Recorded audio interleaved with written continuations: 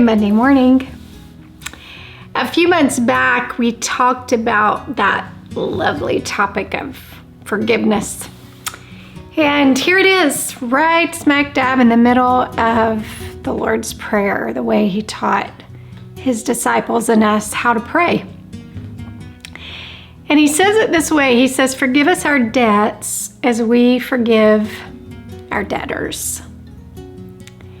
It's interesting, too, that actually at the end of the Lord's Prayer, he comes back to forgiveness yet again. So he goes all the way through the Lord's Prayer, which we're not finished with yet. But then he says this in Matthew 6:14 and 15.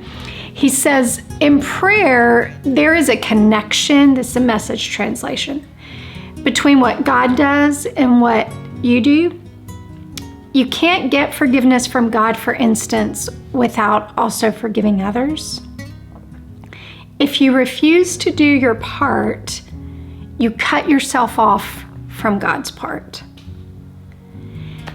Now that's a sobering way to think about forgiveness. One of my mentors, Dr. Albert Lemons, he and I were talking about this particular passage one time, and he said what it does is unforgiveness blocks God's ability to get his best to us. Who wants to stop God's moving in their life? No one.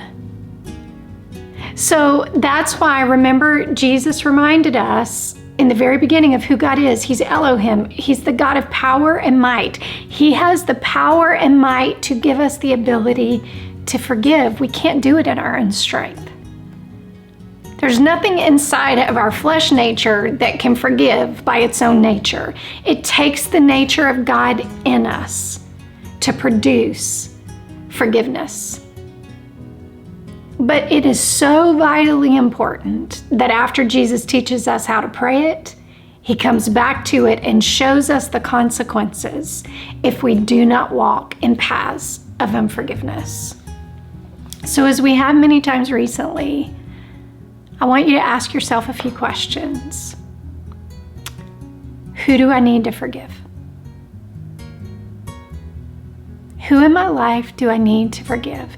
Then ask yourself this question: what is unforgiveness stealing from me? See, when we hold on to unforgiveness, it's like whatever was stolen from us that created the offense in the first place is being perpetually stolen from us through unforgiveness. It means we're allowing the enemy to steal from us over and over and over and over again. So ask yourself, what is unforgiveness robbing from me now? My sleep? My conversation? My joy? My peace? That means we have left the door open for the enemy to perpetually steal from us. And third, hasn't he stolen enough?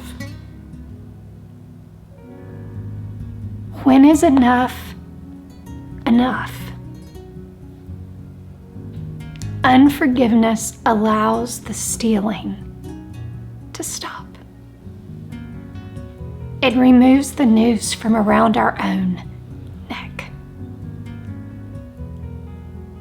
So friends, pray that God will forgive us our debts, even as we forgive those who have debts against us.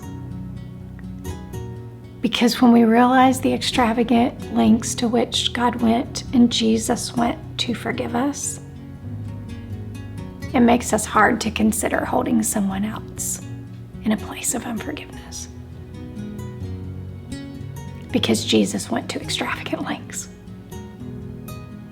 to make sure you and I would be forgiven.